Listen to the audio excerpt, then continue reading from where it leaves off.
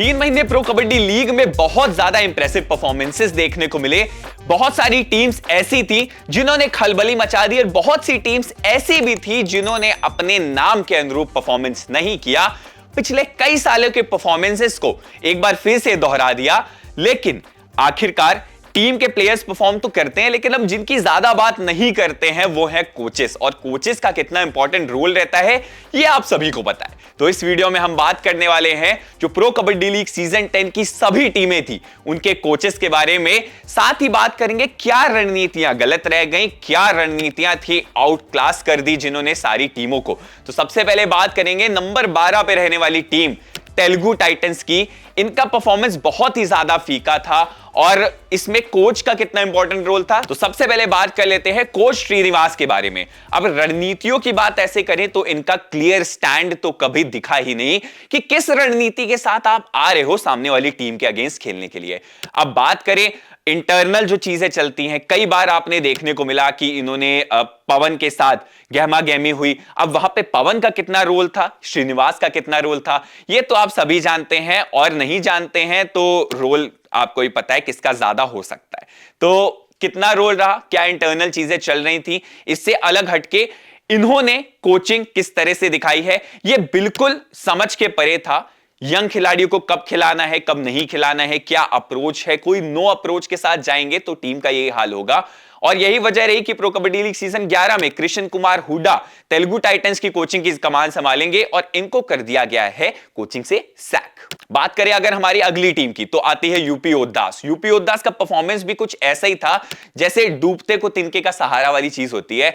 Last moment पर आके भी टीम थोड़ा सा फंबल कर रही थी, एंड जो सेकेंड हाफ के बाद के कुछ डिसीजंस थे वो भाई समझ नहीं आते यार, कैसे क्यों कर दिया वो काम। प्रदीप नरवाल को क्यों नहीं खिलाया, जसवीर सिंह क्या चाहते थे, मैनेजमेंट क्या चाहता था, समझ के परे ये भी टीम रही। इस साल का परफॉर्मेंस कुछ ऐसा रहा कि जब से इमर्ज हुई है टीम, जब से प्रो कबड्डी लीग में इन्होंने डेब्यू किया था, इस टीम ने हमेशा टॉप 6 में जगह बनाई थी। फॉर द फर्स्ट टाइम ये टीम टॉप 6 में नहीं थी, और रीजन सिंपल था कि कोचिंग अच्छी नहीं हुई। प्लेयर्स खेलते हैं मैट पर समझ में आता है, लेकिन कोचिंग में आप प्रदीप नरवाल जैसे दिग्गज खिलाड़ी को आप बाहर नहीं कर सकते।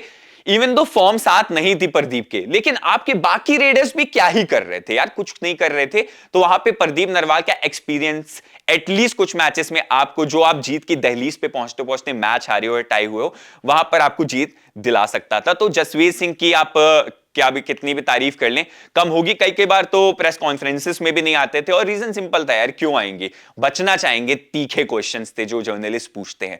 तो यूपी योद्धास का परफॉर्मेंस इस साल अच्छा नहीं रहा। अगले साल क्या रणनीति होती है, अगले साल नहीं अगले पीकेएल में क्या रणनीति रहती है, पता चल जाएगा। बात करें अगर हमारी अगली टीम की तो आती है यू मुंबा। यू मुंबा गुलाम रेजा कोच थे। टीम थोड़ा सा डिफेंसिव थी स्टार्टिंग के मौकों पर, लेकिन बाद में रेडिंग स्किल्स भी दिखाए। गुमान सिंह, जफर दानिश ने अच्छा परफॉर्म किया, लेकिन रेडिंग तो ठीक है, लेकिन डिफेंस क्या कर रहा था पूरे सीजन समझ नहीं आया है। इनके पास एडेड एडवांटेज ये था कि गुलाम रेजा कोच ईरानियन है, इनके पास ईरानियन स्किल बहुत अच्छा खासा था, लेकिन वो स्किल दिखा बिल्कुल भी नहीं। बात करें अगर डिफेंस की तो सुरेंद्र को कप्तान बनाना ही थोड़ा सा मीम मटीरियल हो गया यार। ये तो बुरा मत मानिएगा यू मुंबा के फैंस, लेकिन सच में सुरेंद्र को आप कैसे बना सकते हो सिर्फ इसलिए कि उन्होंने 4-5 सीजन खेले हैं, तो यार ये थोड़ा सा अजीब लगता है। शिवम को आपने एक मैच में बनाया था जिसमें शिवम को इंजरी हो गई थी, और उस मैच में शिवम ने जितना टाइम खेला था उसमें ही सुपर 10 लगा दिया था। तो क्या शिवम पहले ही कैप्टेंसी के हकदार थे?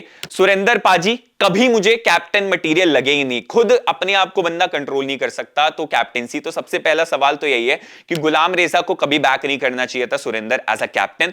और गुलाम रेजा की रणनीतियां क्या इंडियन प्लेयर्स समझने में गलती कर गए, चूक कर गए, या उनको समझ नहीं आई, या उनकी रणनीतियां ही इतनी फ्लैट थी कि बाकी सारी टीम्स उनको पढ़ने में काफी ज्यादा इजी हो गया। भाई कमेंट जरूर कीजिएगा, गुलाम रेजा अगला सीजन कैसा रहेगा ये तो पता चली जाएगा प्रो कबड्डी लीग सीजन 11 के स्टार्टिंग में। अगर ऑक्शन होता है मेगा ऑक्शन तो उसमें भी रणनीतियां समझ में आ जाएंगी, गुलाम रेजा रहेंगे या नहीं ये भी समझ में आ जाएगा। नेक्स्ट टीम है नंबर 9 पर रहने वाली तमिल थलाइवास की टीम, जिन्होंने 22 में से 9 मुकाबले जीते हैं, और इनका होम सबसे घटिया गया था, आप मान के चलो, क्योंकि आप होम के सारे मैचेस हार रहे हो, तो आपके ऊपर एक एक्स्ट्रा डिसएडवांटेज, डेफिसिट तो यही हो गया कि आप अपने घर की जनता के सामने, जहां पर आपको इमेंस सपोर्ट होगा, वहां पर ही आपकी टीम क्या कर रही है। तो यहां पर कोच अश्विन कुमार के ऊपर बहुत बड़ा प्रश्न चिन्ह, क्वेश्चन मार्क, क्रिटिसिज्म उठेगा ही उठेगा, क्योंकि आप इंडियन टीम के कोच हो और आपने इंडियन टीम को इतना बढ़िया खेल का प्रदर्शन करके दिखाया अपनी कोचिंग के अंडर, और आपकी टीम यहां पर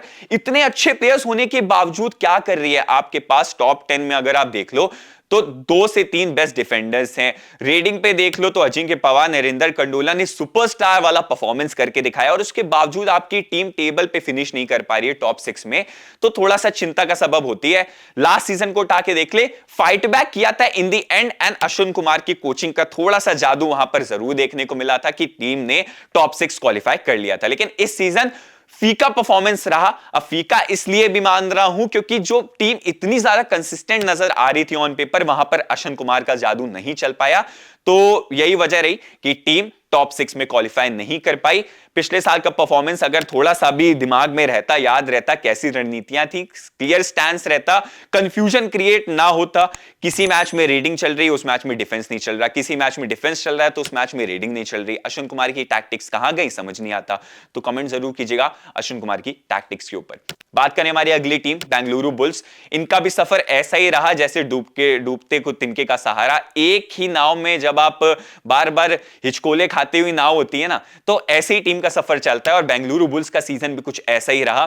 स्टार्टिंग ठीक, एंड आके एकदम बहती नैया की तरह वो बह गया सीजन। अब रणधीर सिंह सहरावत की बात की जाए तो रणधीर कोच ने मुझे थोड़ा सा इसलिए निराश किया है क्योंकि जिस तरह का एनिग्मा, जिस तरह का जो हीट लाते हैं ना वो टीम में, वो एक अलग होती है। वो अपने बच्चों की तरह प्यार करते हैं सारी टीमों को, लेकिन इस सीजन दिखाई नहीं यार, वो रंग ही नहीं दिखा।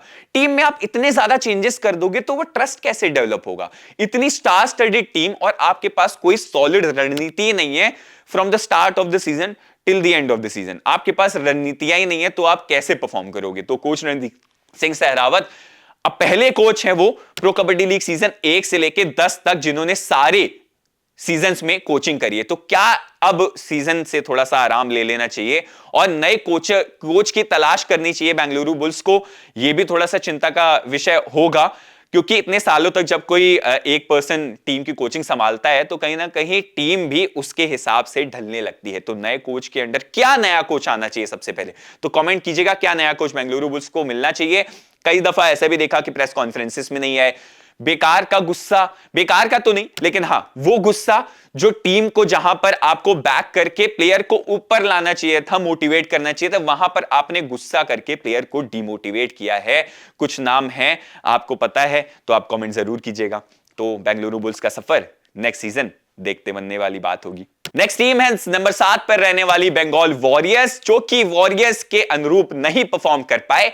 टीम में जोड़े गए थे माइटी मनिंदर, एफबीएम का यूज करके करोड़ रुपए इनको दिए गए थे, लेकिन परफॉर्मेंस करोड़ वाला बिल्कुल भी नहीं दिखा। अब इसमें कोच का कितना इंपॉर्टेंट रोल है वो कुछ इस तरह से दर्शाता है कि के भास्करन ने रणनीतियां स्टार्टिंग में सिंपल रखी थी कि कॉर्नर्स पर दोनों शिंदे ब्रदर्स को खिलाया जाएगा, लेकिन बाद में जाके हर्ष लाड को खिलाना भारी पड़ गया। हालांकि हर्ष लाड ने पहले ही मैच में हाई फाइव लगा दिया था, लेकिन वो जोड़ी तोड़ना कहीं ना कहीं बैकफायर कर गया टीम को क्योंकि हर्ष लाड बाकी के मैचेस में परफॉर्मेंस नहीं कर पाए। आपने अक्षय को भी जोड़ा लेकिन टीम सबसे वर्स्ट डिफेंस वाली टीम बनकर आई पीकेएल सीजन 10 में। कोच की रणनीतियां क्या थी ये तो कोच ही जाने और टीम ही जाने, लेकिन आप इतना ज्यादा प्रेशर में आ जाओगे अपने डिफेंस की वजह से, ये क्लियर दिख गया था चौथे, पांचवें, छठे मैच के बाद जब आपका डिफेंस हो गया था स्टेल और टीमों ने पढ़ना शुरू कर दिया था आपको। तो शुभम शिंदे बहुत अच्छा परफॉर्मेंस, लेकिन एक टाइम पर आकर शुभम शिंदे का परफॉर्मेंस फीका पड़ने लगा और यह बात के भास्करन कोच को समझनी चाहिए थी, कुछ माइंडसेट चेंज करके उतरना चाहिए था जो कि नहीं कर पाए। डिपेंडेंसी माइटी मनिंदर के ऊपर पड़ गई भारी, वहां पर आके नितिन ने सपोर्ट जरूर किया लेकिन माइटी मनिंदर अपने काम को बखूबी नहीं निभा पाए क्योंकि डिपेंडेंसी बहुत ज्यादा थी, तो प्रेशर भी एडेड था। नितिन ने काम किया लेकिन वो second half of the season था। फर्स्ट हाफ में मनिंदर ने काम किया, नितिन ने काम नहीं किया। सेकंड हाफ में नितिन ने काम किया, मनिंदर उतना अच्छा बखूबी रोल नहीं निभा पाए और कोच को वहां पर जो काम करना चाहिए था वो कोचिंग नहीं कर पाई। के भास्करन हालांकि कोच जो हैं वो बहुत अच्छे हैं और एक्सपीरियंस कोच है, तो क्या पता नेक्स्ट सीजन भी बंगाल वॉरियर्स की नाव को थोड़ा सा टेक ऑफ करवा पाए और प्लेन को थोड़ा सा उड़ा पाए हवा में। लेकिन इस सीजन फीका नहीं रहा और टीम ने फिनिश किया 7वें नंबर पर। ये रही जो बॉटम की 6 टीम्स थी। बाकी की 6 टीमों के लिए आपको दूसरी वीडियो देखनी पड़ेगी क्योंकि 6 टीमों की कोचिंग भी अच्छी रही है और टीम ने भी अच्छा परफॉर्म किया है।